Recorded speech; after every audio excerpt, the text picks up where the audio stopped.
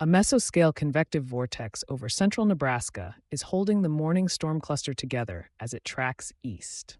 The Storm Prediction Center has placed Des Moines, Cedar Rapids, Davenport, Peoria, and Champaign inside a slight risk that is level 2 of 5 severe categories. A 15% damaging wind probability covers 49,220 square miles and 3.68 million people across Iowa and Illinois.